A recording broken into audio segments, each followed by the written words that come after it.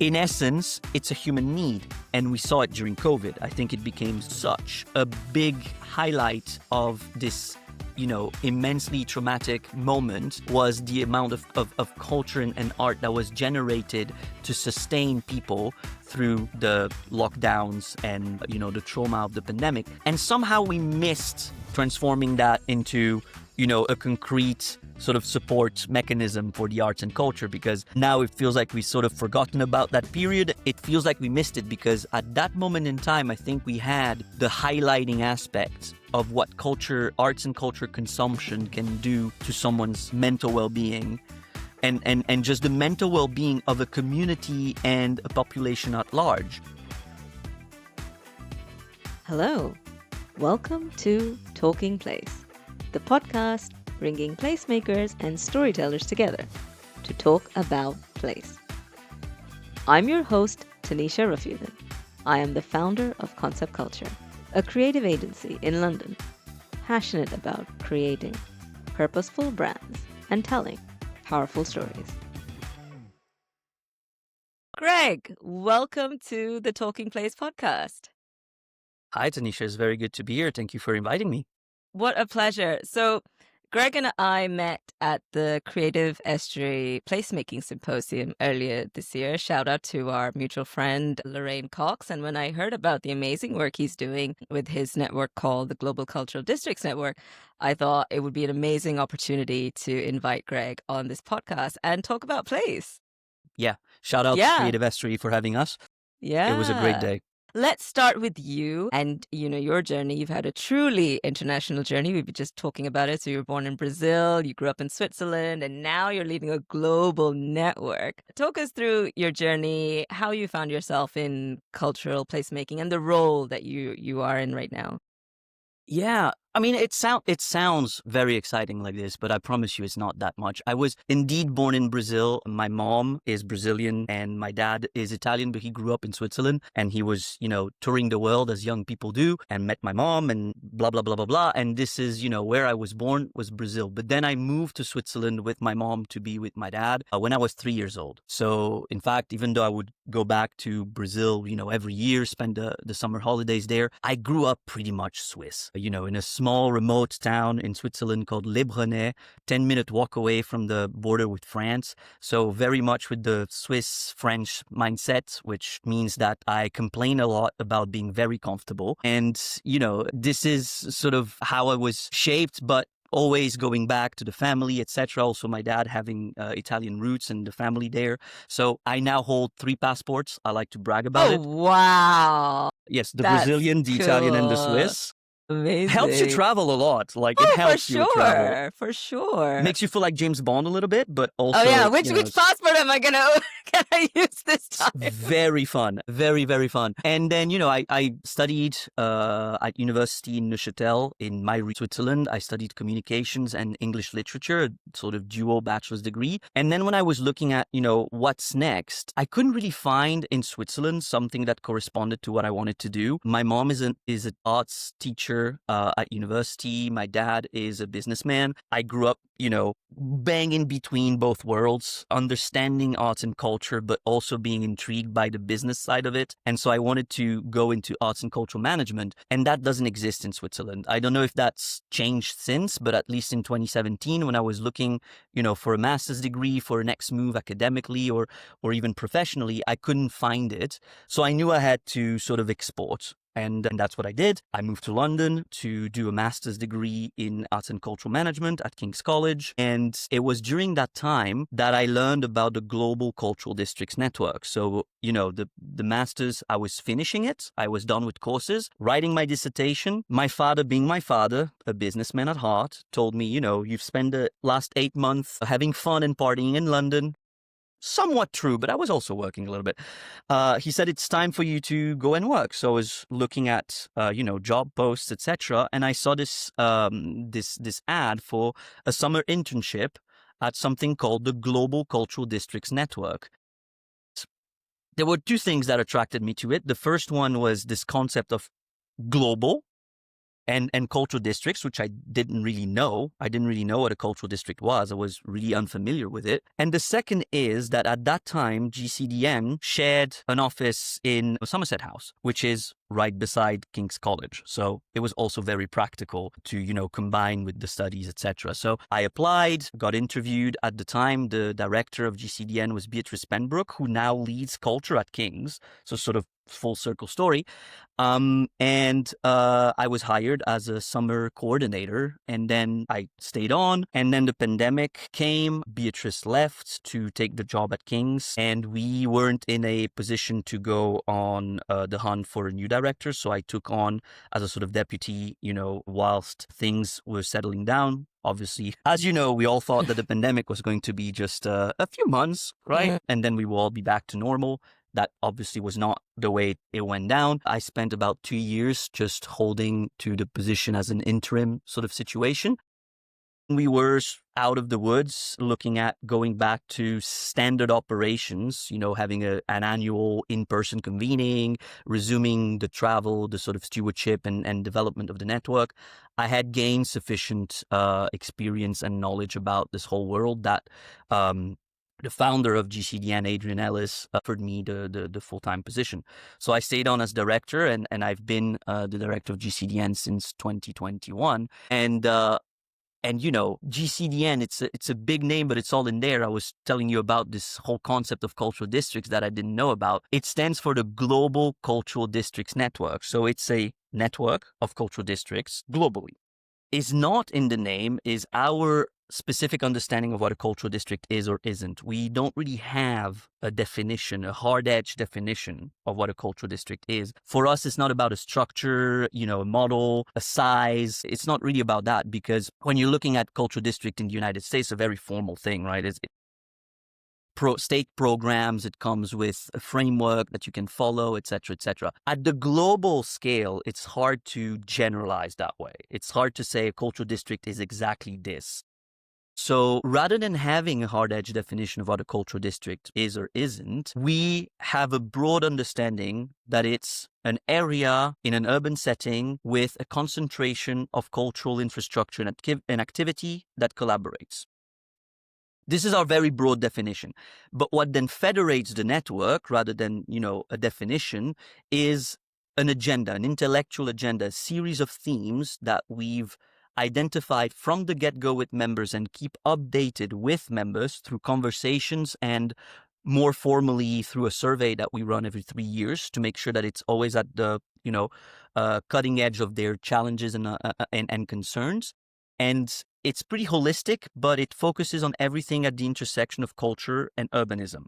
So the way that arts and culture influence the urban realm and vice versa is what GCDN is interested in. And that goes from, the very practical aspects like active placemaking, thinking about public furniture, thinking about urban shading, lighting, etc., all the way up to the headier topics, your social impact, how to assess and measure it, the role of cultural organizations and cultural districts in mitigating the climate crisis, questions of displacement, gentrification, etc., etc. Now even, touching upon the role of digital, AI, all that sort of thing into this realm. So very, very much a holistic agenda, but focusing on the intersection of the urban realm and culture. And in terms of what we do practically, GCDN has this flagship event, which you mentioned at the beginning. The convening happens once a year, always in collaboration with a member, always in a different place. And by place, in this case, I understand a different country and continent. So we try to not stay in the same continent twice. And we also try to not return to the same continent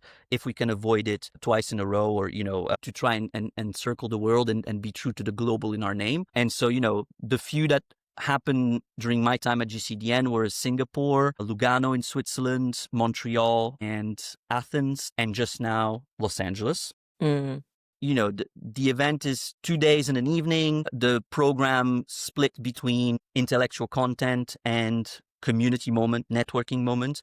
It's a private event. It's for the network members and guests that we select to oxygenate the conversation.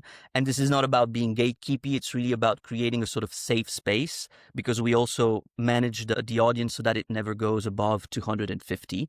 so that we keep this feel of a gathering of professional peers rather than a conference or a symposium. Like it's really about being able to have time and space and liberty to workshop the thorny ideas, the challenges, not just the script and everything that went well, but also what didn't and what you're most concerned about.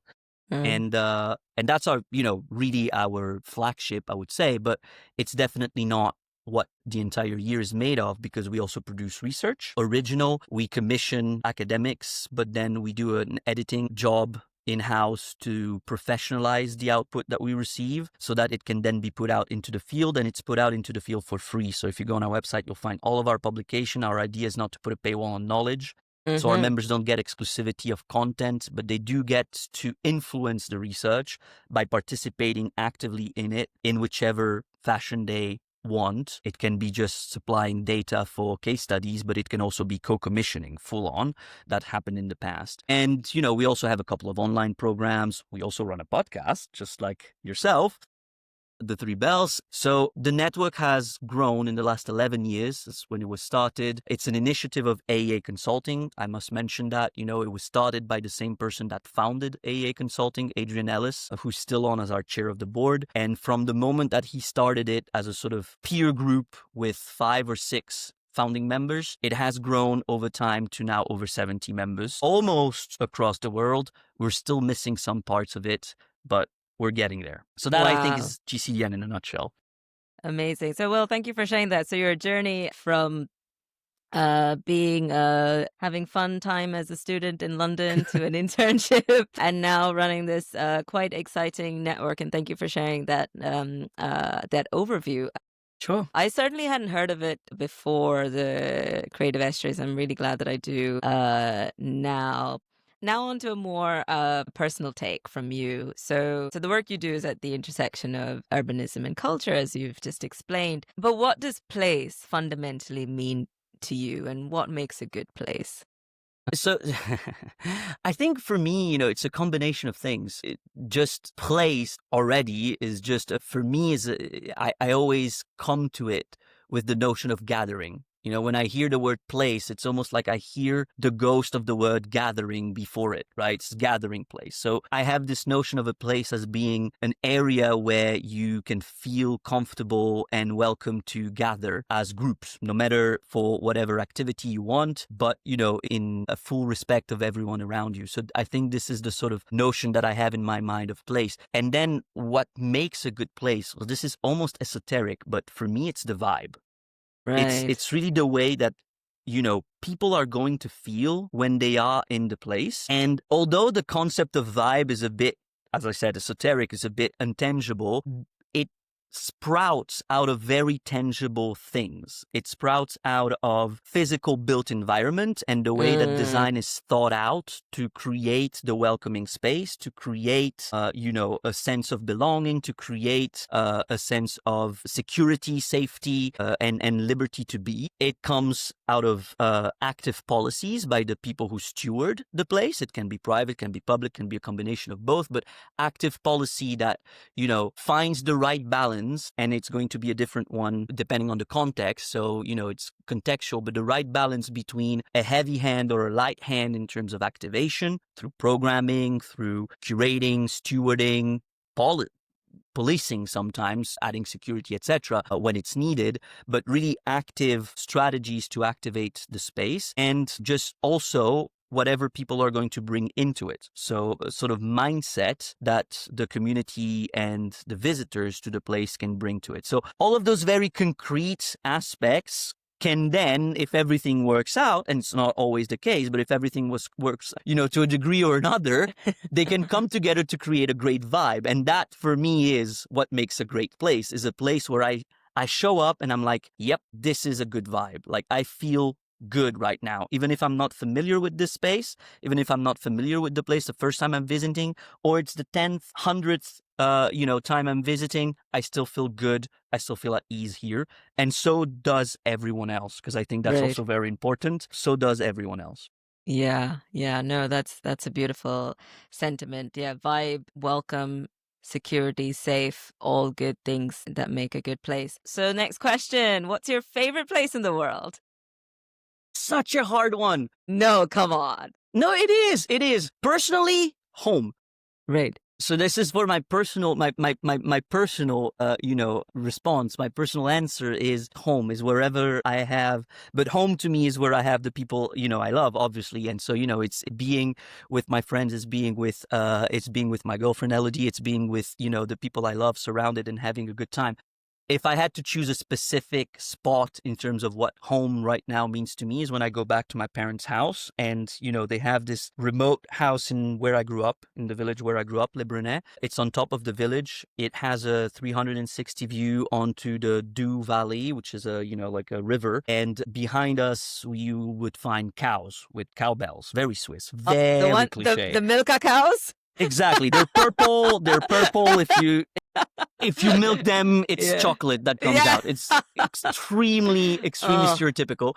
Yeah. And it's a very beautiful, peaceful spot. And, when you do what we do, when we travel, especially because we usually travel to bustling cities and we usually, attend events that are very intense and all that sort of thing. Sometimes the quiet and the peace can really help, especially in moments when, everything feels like it's designed to make your anxiety levels go up. I feel like having that moment so that's my personal answer. Yeah. As a, professional of places, I have to say, one of my favorite places that I've been as a professional in this realm was the Stavros Niarchos Foundation Cultural Center in Athens, Wow. the SNFCC, Okay. where we hosted the 2024 GCDN convening. Right. I think, talk about vibe. This is a cultural center that sort of stands out as an alien in the area that it is. It's in a residential area outside on the outskirts of Athens, actually in the municipality of Kalatheia. And the whole campus was designed by Renzo Piano, and it was thought out as this sort of, opening up to a vista. So it has a sloping sort of situation where you can go from a big, big park that exists now to green a city that was severely lacking in green spaces, and you slope up to the cultural center that is embedded into the park. It's almost seamless, and you open it up to a, again, 360 view where on one hand you have the sea, and behind you have, the famous heritage buildings that Athens has to offer from antiquity. So it's a very beautiful place, and I also feel like, again, the vibe is quite welcoming. You can see a whole lot of different people in there. You can see families with kids, you can see school children, you can see business people, you can see artists, you can see people who just want to eat something out of the food trucks on offer. You can see people that are going to the opera. There's a library there, so you can see students coming to work. Really a whole lot of different people who have made that space theirs, and increasingly so because it's a young project. I think it opened in 2017, so the grand scheme of things it's pretty much a baby still. And for me, it was a massive discovery when I went there for the first time, and I kept coming back as the planning of the convening went. Always happy. It always put a smile on my face to visit it. So that professionally is, I think, one of my favorite places. Oh, wow. That's a beautiful memory. I mean, as you were talking about Switzerland, it took me back to my days, growing up watching Bollywood movies. And for some reason, Bollywood loves Switzerland. Really? Yeah, yeah. I mean, I don't know, there's this very famous movie, DDLJ for short, Dilwale Dulhaniya Le Jayenge, and they shot this movie in Switzerland. One of my most favorite Bollywood movies of all time. And I remember sitting in that cinema, seeing these beautiful scenes where the hero and the heroine are dancing, like how they do yes in Bollywood movies on the Alps, and and I still remember thinking, like, I'm going to go there someday.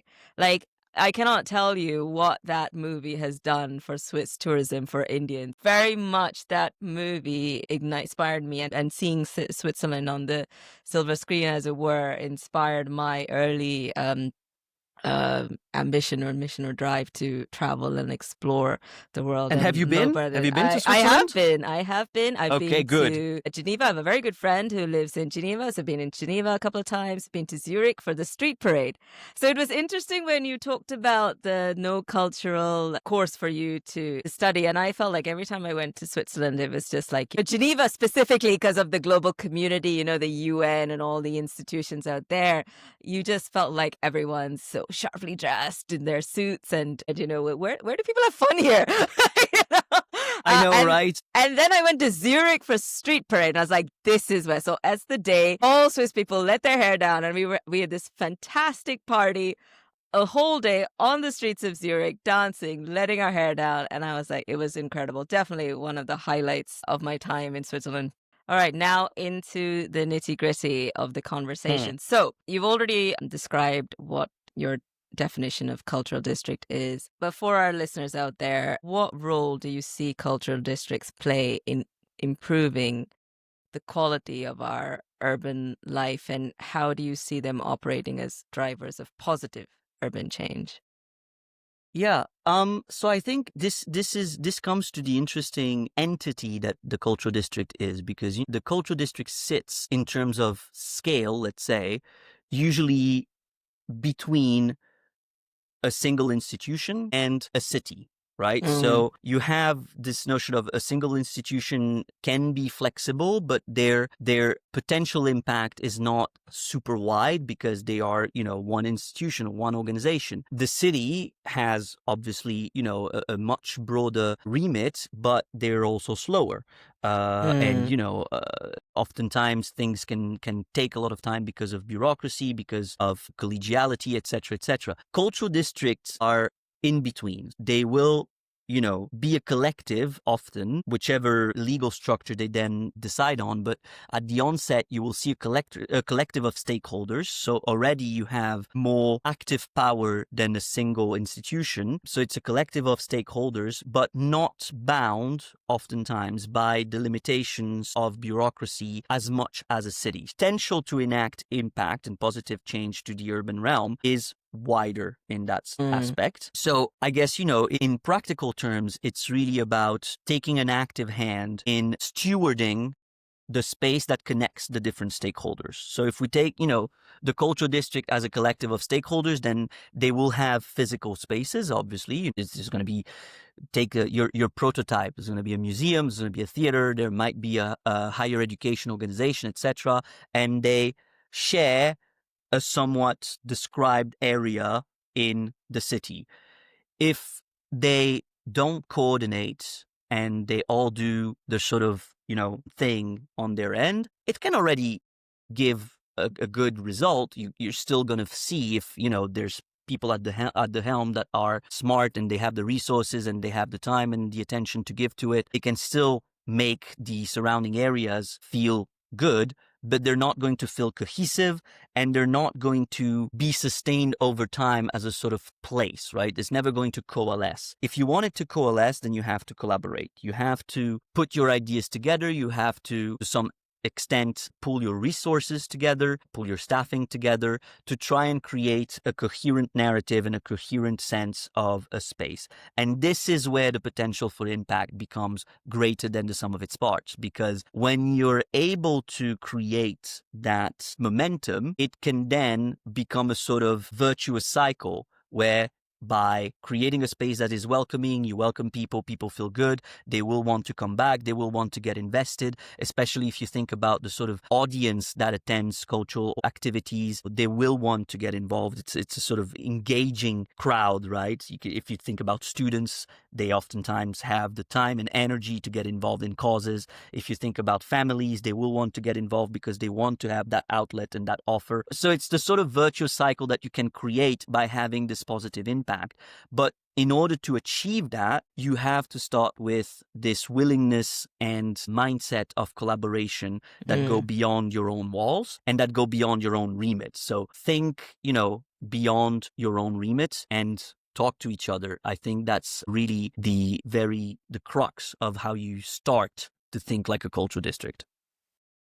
Interesting. And So you were obviously in touch with so many networks around the world. And so perhaps you could share what are some of the common opportunities and challenges that these cultural districts face despite being in very different cities and continents, as you've explained earlier. Well, they're myriad, but I think, in very practical terms, resourcing is always a Mm, challenge. Except in very specific cases where the budget is not in question. We can look at the Gulf region, and even then, you'll still have some frameworks that you have to work towards, and there's still question of making, a balanced project and sustainable project. But let's think about our Northwestern Anglo-Saxon world. Resources are always a problem, and when you look at also the global South, resources tend to be a problem. So this is already a common issue, be it funding, be it staffing, or just, the security of knowing where your funding comes from. So that's a very common and very practical challenge that you can find. And I think on a philosophical level, there are two sort of thorny problems that everyone is reckoning with right now. And one is obviously the climate crisis. We feel like there's something that feels wrong about the weather. There's something that feels wrong about the climate. We hear about catastrophes, etc., increasingly so. And I think defining the role that arts and culture and these organizations can have in mitigating, adapting, educating, holding conversations about the climate crisis, or just the role that we can have in tackling this issue, is a challenge because no one has yet figured it out completely. And mm, that is why it's a challenge. It's also an opportunity because it means that if you keep on investing into it and if you keep applying yourself to it, then you might get through and you might figure it out. But for now, it's, mainly primarily a challenge. The second one, I think, when you're talking about intervening in the urban and public realm, is questions of displacement, right. and questions of value. So, and this is, I think, something that we've encountered no matter the context. We were talking about it in Los Angeles in a very US Northwestern context. And then 2 weeks later, I was in Porto Alegre in Brazil, and we were talking about it again. So very, very south, we're talking about it again.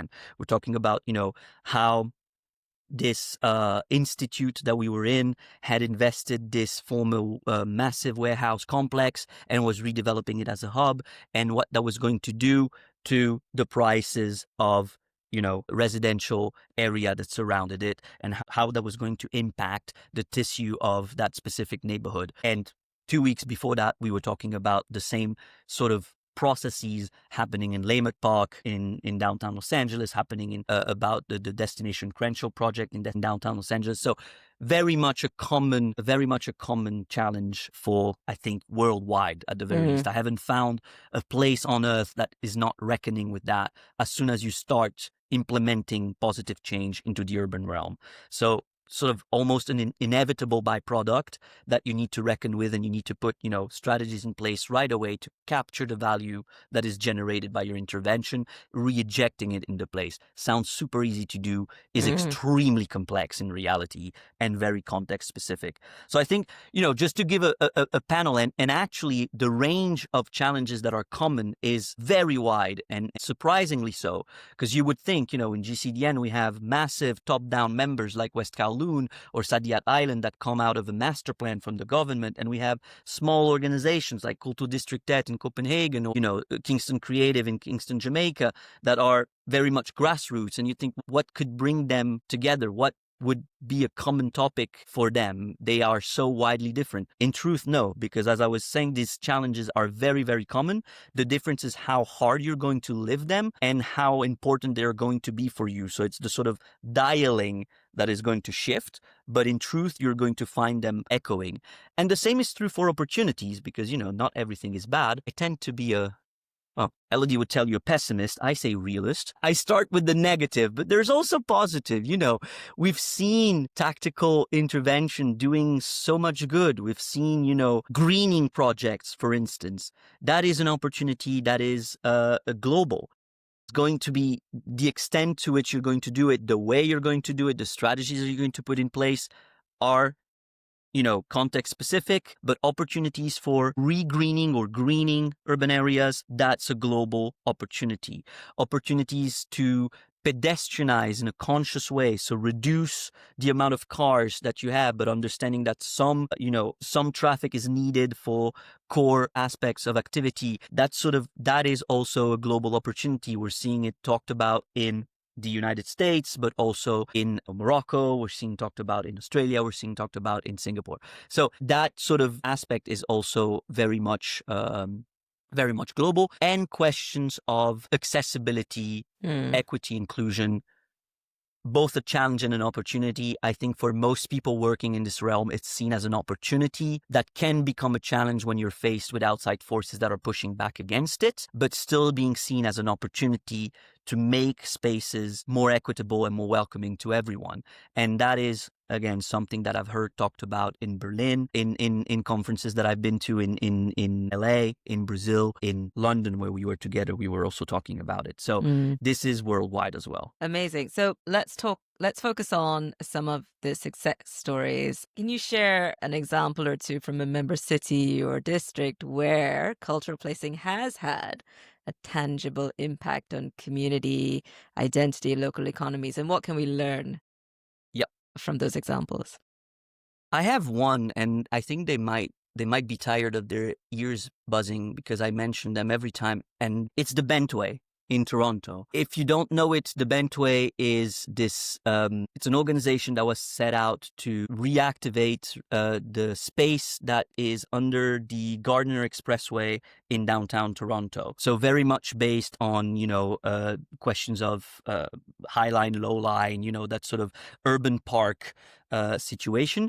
And they, it's a conservancy, and really the model based on what is being done in the United States. So sort of standard for this area in the world, although it was the first time, I think, in Canada that there was such a big private and public partnership going on. So, I believe, I might be wrong on that factoid, but I believe that was the case. But what really makes them unique for me is not the model, is the approach. The approach that the Bentway takes is one of the most thoughtful and almost sort of predictive that I've seen. Like every time because they program, right? So they program a season. They have a summer season and a winter season. So they program by seasons, and they have the summer season, the winter season. And they have a broad theme for each season that is going to influence the curatorial choice that they make. And every time they come out with a theme, it feels like a year later, we're producing research about it, or we're talking about it in conferences, because they touched upon the one topic that was of interest at that moment. Again, the way that they do it is very thoughtful and thought out. So to give you a couple of examples, they did a season that was called Beyond Concrete, and that was really about, questioning sustainability in all of its aspects, but specifically eco-sustainability of arts and cultural projects and arts and cultural consumption and production. And it was amazing in the holistic approach because it went through commissioning an artist that came and created an art piece that was made of recycled material, but also thinking about having that artist stay for a longer period of time so that you would decrease the carbon footprint of having an outsider come in and create that piece. So very thoughtful, small scale thinking that then amounts when you put them together, you become an incremental movement of change. They also had this winter season, which was all about asking people in Toronto to describe their first experience of winter, understanding that Toronto is a very cosmopolitan, city, and that there's a lot of immigration, and asking people to connect around the question of winter and the harsh winter of Canada, because that was very much a common experience to everyone. Even people who were born there understand that winter is cold and that winter in Canada is very cold. So, depending on where you could come from, that was very much a connector. So again, a simple idea, but with such powerful resonance that, it even resonated with me because I immigrated when I was 3 years old. I came from a very hot part of Brazil. The northeast part of Brazil never goes below 20 degrees. And suddenly I was finding myself in -10, -15. That was a shock to me and my mom. So, that resonated with me. I had stories of my first winter and first few winters. I'm sure you have some too. Absolutely, yeah. So, that sort of thing, I think. So the Bentway for me is very much gold star. Yeah. I need to find others so that I stop promoting. I promise you, they don't pay me for saying that sort of thing. No, I believe you. I believe you. But there's a lot of good stories coming out of Toronto, actually, in terms of placemaking. Um, mm, I keep saying this a lot. My younger sister lives there, so I do visit uh, once a year, sometimes twice a year as well. I find myself in that part of the world, and there are a lot of good stories emerging from Canada, and I had heard about the The Bentway. Bentway? Yep. Yeah, I think at Constant Culture we did a blog piece about for World Environment Day, and we were looking for examples of urban greening, and that came up. So I had heard about that example. But to your point that winter in Canada winter is cold, and winter in Canada is very cold. No, honestly, if you've spent time in Quebec, minus 15, and you feel the water on your eyes freeze, that's Everything when hurts. you know it. That's when you know winter's cold. And I would love to look at that, with the output from that and what people's experiences were. I'm sure there's something to learn from there. It's super interesting. Have a look at it. I think their last few seasons, the one that just ended was about mental well-being and how thinking design of the city can influence mental well-being. And now they're going to start their summer season on shade. So again, thinking about the specific pain points that we have in the urban world worldwide. So, yeah.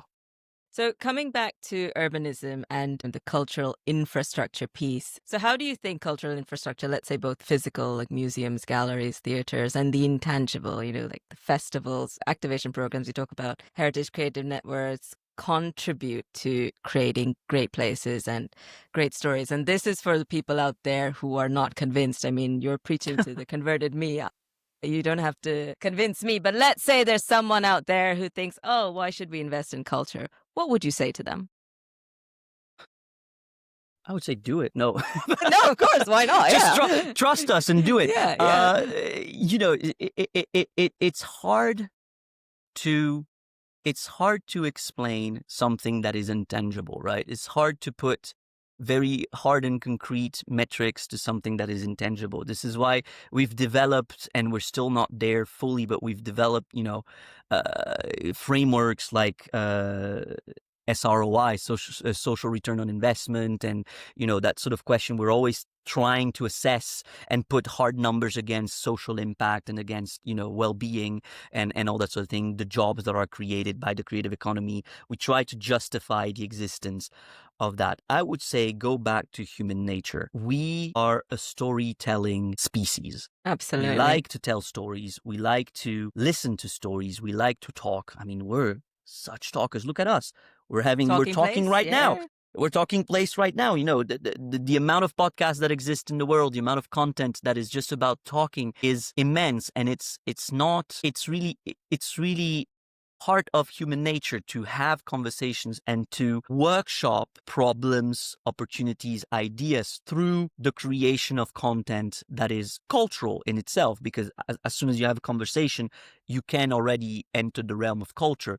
And then you have, art that is defined in whichever way you want to define it, but the expression of an artist and the expression of the culture in its space that can become art. So in essence, it's a human need. And we saw it during COVID. I think it became such a big highlight of this, immensely traumatic moment was the amount of culture and art that was generated to sustain people through the lockdowns and, the trauma of the pandemic. And somehow we missed transforming that into, a concrete sort of support mechanism for the arts and culture, because now it feels like we've sort of forgotten about that period and we're back to hearing about funding cuts to arts and culture because we need to give money to make bombs. So, it feels like we missed an opportunity here. I don't know what it was. I don't know what we could have done differently. I'm, not an expert in that area, but it feels like we missed it because at that moment in time, I think we had the highlighting aspect of what arts and culture consumption can do to someone's mental well-being and just the mental well-being of a community and a population at large, because it calms you down. And this is scientifically proven. It's, there's more and more research that's being done at the intersection of health and cultural consumption, with programs like arts, being prescribed museum visits or art visit by your doctors in Belgium. I think they already did that. It's super interesting to see that happening because it means that we're starting to look outside the box for ways to, justify the existence of arts and culture. I'm not justifying the existence of infrastructure, at least not the hard one, because sometimes you don't need a building. Sometimes you do. And sometimes you need to recreate your building. Again, this is context specific, but the existence of arts and culture, I think we need to fight for it because it is truly what I think makes us human. And the connection that it creates is what makes us a society and can help enact change in the society. So, through questions of education, through questions of it touches on so many different aspects of who we are that it's crucial, but it's intangible. So it's hard to explain.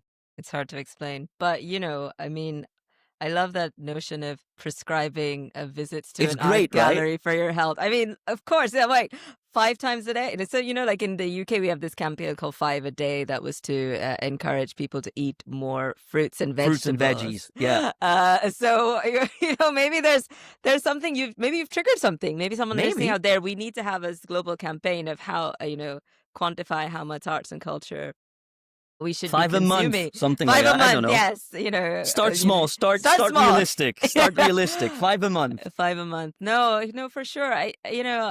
So agree with you. Like, why is it so hard to explain this to the people who hold the capital and the funding? If you find the answer, please do share it with everyone. Like, because you're right, we need to fight for arts and culture. What makes us human. You won't hear me arguing about it 100%. Like, we had a recent our UK Reef annual conference here about real estate and infrastructure, and I chaired a couple of panels on cultural infrastructure and social infrastructure. And obviously that's a stall. We're in an echo chamber, but we need more people to join us and on this journey and create this vision of a world where we're all, there's less mental illness, less stress, and then we live longer and healthier and more prosperous lives. To me, it's a no-brainer. Like, why aren't we able to crack this? Totally. And so to your point of feeling like you're in an echo chamber, I mean, sometimes, yes, that can be true. But at the same time, I wouldn't discount the value of these gatherings and these conversations, because when you put people together from different backgrounds, and they can be just from neighboring towns, it doesn't always have to be a global moment, but it can just be different perspectives. We live very fast lives, and we all have a lot of work to do, and we tend to have, the sort of tunnel vision. Putting people together can just inspire you to find new strategies and new ways of saying the things. Maybe someone has said something in a way that will resonate with your stakeholders and you just hadn't thought about it. I couldn't tell you. I'm every year we need to put together a program for the convening, and we try to make it as fresh as possible. Changing countries helps with that, but we try to not repeat ourselves too much. And part of that is going to other groups' conferences, like going to Placemaking Week Europe, going to the Creative Bureaucracy Festival, going to others like that, the Conexiones Creativa Symposium that I was at in Porto Alegre, seeing the conversations that they're having, the way that they're having the conversations, the formats that they're providing, helps me be fresh in my programming. And so the same way is true when you're talking about, policy work, when you're talking about strategy, when you're talking about implementation. Seeing the way someone else is doing it can sometimes inspire you, maybe not to just copy and paste, but to rethink a little bit the way you're doing and go beyond it's worked in the past, let's do it again because I don't have time and I need to move to the next task. Right. No, take 5 minutes more, 10 minutes, even an hour more to say, can I innovate on this? Can I innovate on the way that I explain my value? Can I innovate in a way that I present my story to the world? Can I innovate? Can I be more relevant? And I think this question of relevance is essential. And if you want to, this is a whole longer conversation, but if you want to see more about the question of relevance and the question of relevance specifically for cultural leadership, recommend the book called The Audacity of Relevance by Alex Sarian, who's the CEO of Arts Common in Calgary. I feel like I've been mentioning Canada a lot in this conversation. I promise you, again, not paid by the government of Canada. Not sponsored. But Alex, presented very, he presented arguments that I think we all know, but he presented it again to the question of how do you say things and being able to innovate in the way you say things. He presented in a way that is very graspable, understandable, digestible. So highly recommend that. Excellent. Now, coming back to urbanism, and you touched upon this earlier, we find ourselves, the work that we do as cultural districts, often at the intersection of regeneration and, dare I say, gentrification. How does the GCDN as an organization, perhaps some of your members, how do you address these issues of equity, access, and inclusion? Are there any tangible examples you can share with our audience? Yeah. So the way that GCDN itself does it is by having the conversations, is to proposing that as part of our program. So, every year as part of the convening, we will have questions, sessions that are going to be on hard topics like, concrete topics like infrastructure, but we'll also have sessions that are going to be about how to make places more equitable and more welcoming. We're also we commission art performances that are very fun to watch, and we try to make them question those aspects as well, because sometimes it's very good to do it through art. We had a series, it was called, we have a series of performance that was called LGBTQ plus ethnologies. God, I should remember the name of it. It wasn't a sort of esoteric name, but it was very good. It was 3 performers that were questioning the queer storytelling through performances in the Gloria Molina Grand Park in LA. So just that is already creating the space to have those conversations, I think, is already important. And then in very concrete terms, how do you make a place more equitable is by making sure that you're not ostracizing anyone.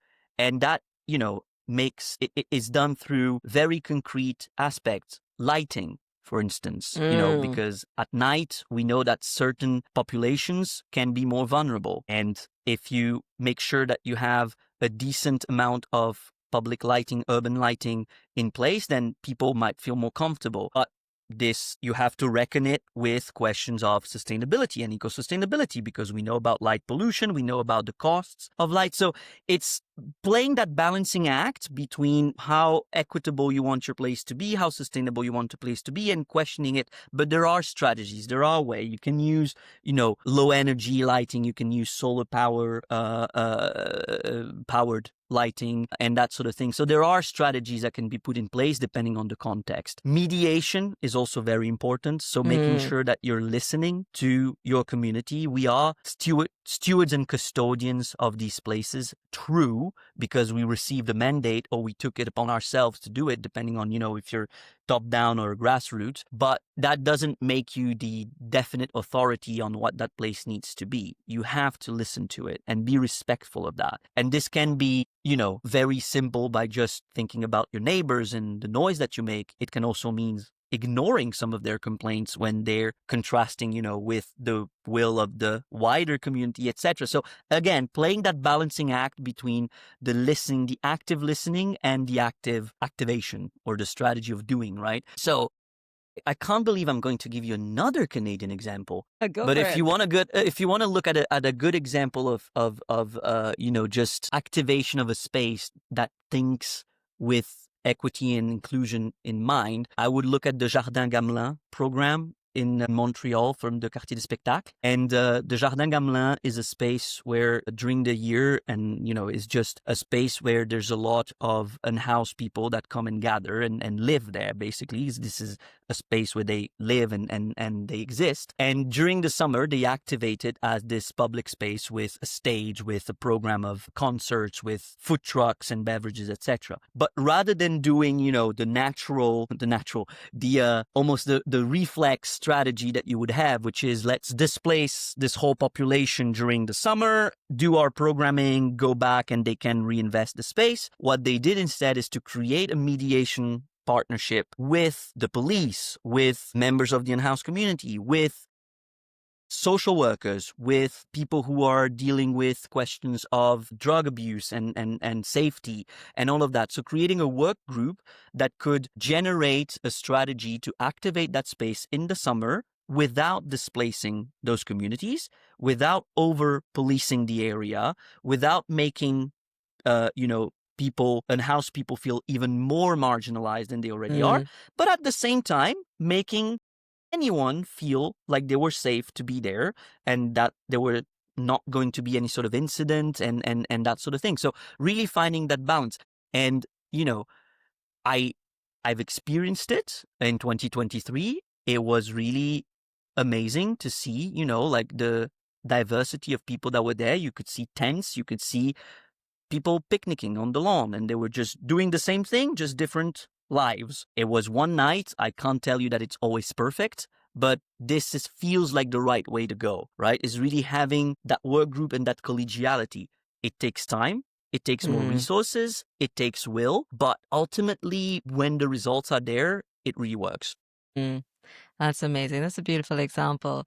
So we're coming to the end of our time together, and we've talked about a lot of things. So I want to try and wrap up Hmm. and sum up our conversation. So in this final future gazing section, so how do you see the future of culture in cities evolving, especially in the light of all the challenges we've talked about? You talked about the climate crisis, urbanization, gentrification, regeneration, digital transformation, and the all important question of funding. And perhaps that you'd want to share what your vision is, if Oh my everyone does God. everything what they want it, what we're supposed to do, what does that ideal vision of culture in cities look like? The truth is, I have no idea, but I'll try to come up with something. No, but it's such a hard question because, things change so rapidly. And also, and this, we need to always think about this. I'm especially mindful of that when working at the global level, is that context matters a lot. And so the future of arts and culture for New York is not going to be the future of arts and culture for Addis Ababa in, other places, or it's not going to be the future of culture for the Middle East, is not going to be the future of culture for Oceania. So I think it really depends on where you are.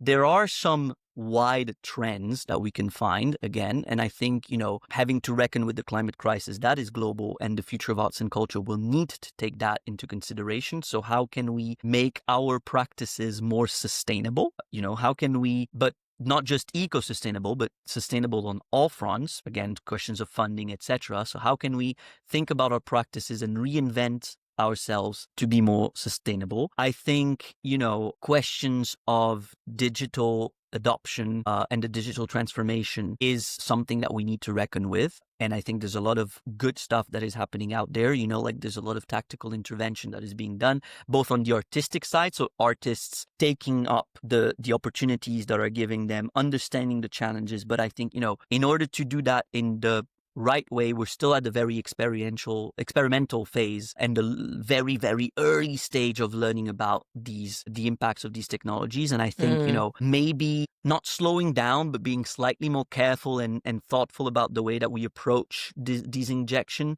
just to give enough time for the research into ethical frameworks of the use of digital and of AI and all that mm, sort of thing to match up to the rate of evolution could be a good strategy, because I don't think we can avoid it. I don't think we should avoid it. These are beautiful tools when they're used the right way, but there's the potential for destructive use is immense. And without having the right frameworks in place, we won't be able to make a good use of it. And I think there's a lot already going on. We don't hear about it as much as we hear about the innovation. We don't hear about it as much as we hear about the new model that came out of ChatGPT or whatever. But there's a lot of universities that are working on creating ethical framework to guide the way that we use these tools, or to help us understand the way to use these tools ethically, but they'll need time. And so I think being able to give them that time by, having some buffers, hopefully having people with the right mindset leading the tech organization as much as the arts and culture organization, so that you can find, a right balance. I think that's very important. And then there's the question of relevance, which I touched upon just yes. before. I think, arts and culture organization leaders need to understand how they can stay relevant and reinvent themselves not always to the point of revolutionizing. It just means always being able to question, always questioning the way you do things, never sitting down and thinking that you've achieved it. It's an active, listening exercise that you need to go through so that you're able to always think, okay, how do I stay on top of things? How do I stay relevant? How do I always give back to my audience, my community, my stakeholders, what they need from me in a way that doesn't completely goes against my mission, against my values as a person, as a leader, as an organization? How do I find this?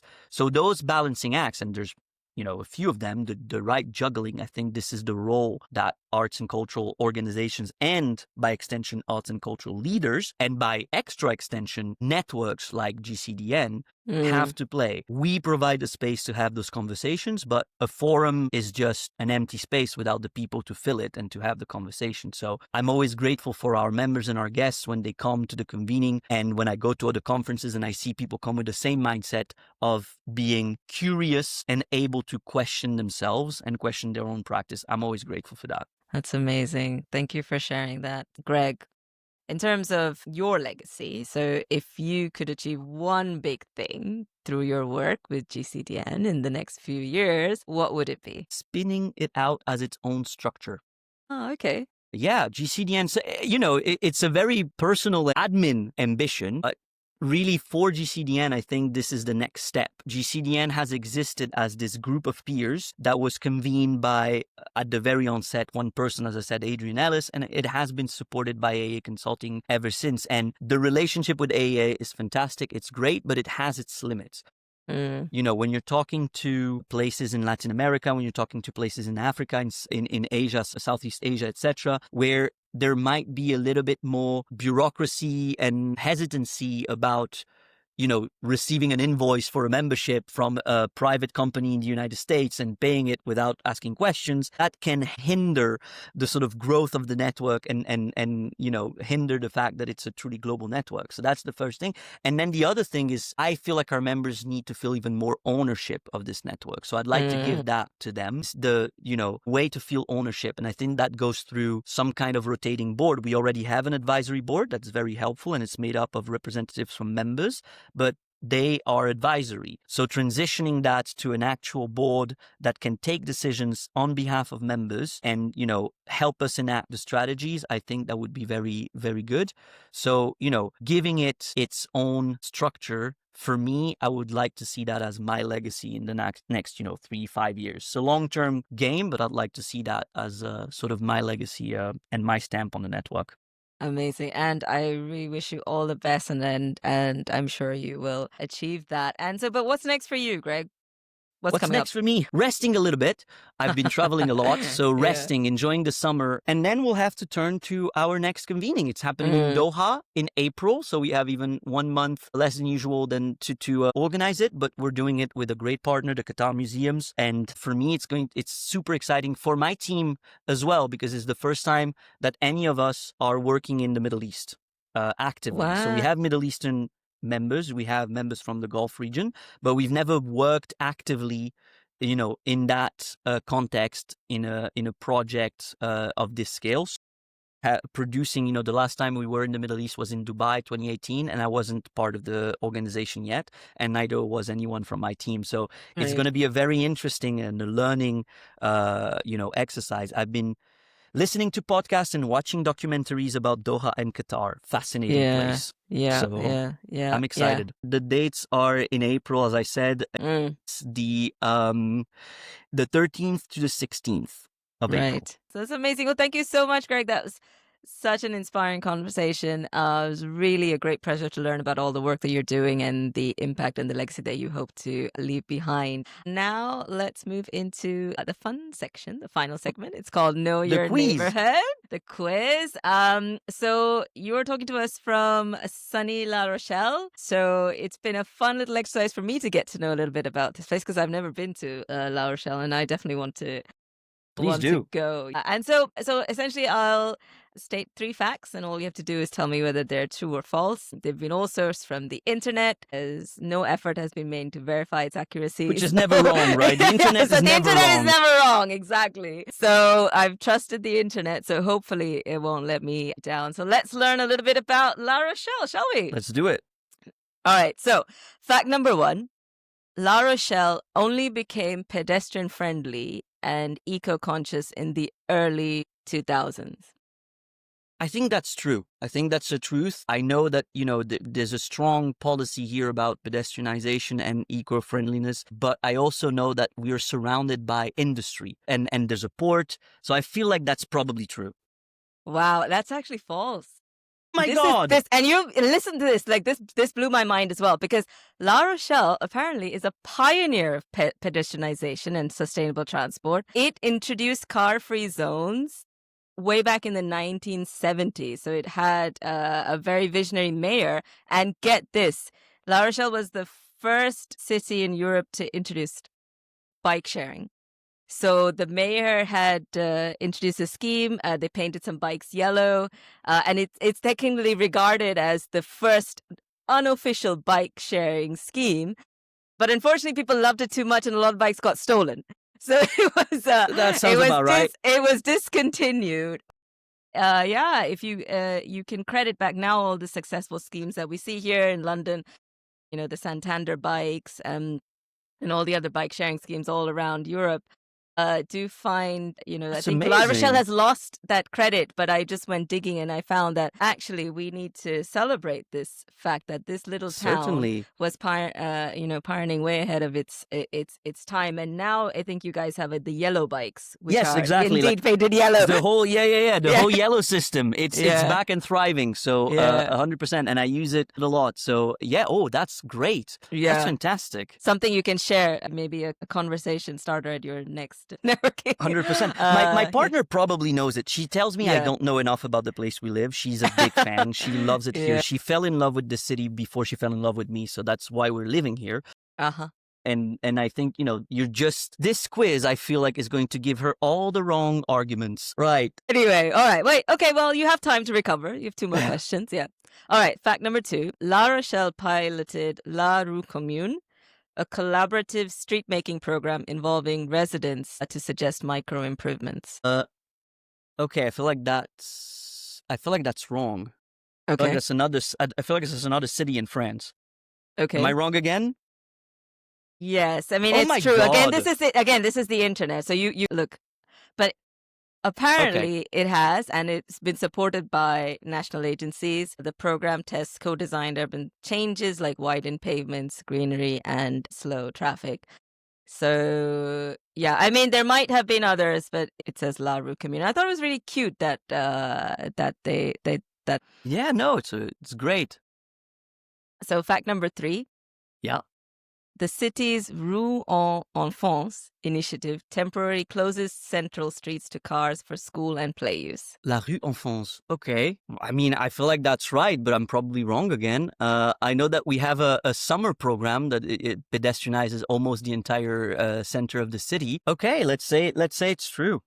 That is true. Correct. Yay! Right. So 1 out of 3. And apparently, the Rue Enfance is a national program in France. And then La Rochelle has adopted it locally to give streets back to children and families as safe, active public space. So I enjoyed a really nice time on the internet learning about La Rochelle and these many really cool urban initiative programs in France, which should probably, dig into and learn a little bit more. Yeah. But these sound amazing. I mean, it's a great place to live, and really I live in the Cœur de Ville, which is like the real year-round pedestrian zone, and it makes a difference. Being able to just walk outside and, not care about cars and etc., just living, it really makes a difference. But I think what we've learned from this quiz is that A, Elodie is right, and B, I need to educate myself a little bit more about the place where I live, and not just about all the other places in the world. Apparently, I know a lot about Canada, but not about the place where I live. Maybe you should have picked Canada next time. Maybe I should have picked a place, and maybe I should have picked one of my members. No, as I said, I think I said that offline, but when I'm not traveling, I'm home on my couch most of the time. I'm boring when I'm not paid to be fun. No, totally. I get it. I mean, the amount of traveling that you do, I do not blame you for just wanting to be at home at your favorite place, as you said, on the couch and doing nothing. Well, sadly, that means that our time on this podcast has come to an end, but I hope that we'll continue talking and we'll find ways to collaborate, and you'll come back to the UK for some knowledge sharing and whatnot, and maybe our friends at Creative Estuary will facilitate that Yeah. again. Who knows? That would be great. I mean, you have the dates for Doha now firmly in your Yes. calendar, so Yes. expect an invite from us. It was truly a pleasure to talk to you today, Tanisha. Thank you so much for having me in this podcast. And thank you. It's been so inspiring to talk place with you. So all that's left for me to do is thank you. And I hope to talk to you again soon. Likewise, thank you so much. Take care. Well, I hope you enjoyed this episode as much as I did. I'd love to hear your thoughts. Feel free to join the conversation on social media with the hashtag #TalkingPlace. I would also love for you to leave our podcast a review and subscribe to all our podcasts and YouTube channels so you don't miss an episode. There's so much more to explore when it comes to creating good places, and I'm excited to do a deep dive into other topics with you in our next episode. I'm Tanisha Raffiuddin, and it's been my pleasure to be your podcast host. Thank you for listening. See you again next time, where we'll continue talking place. Talk soon.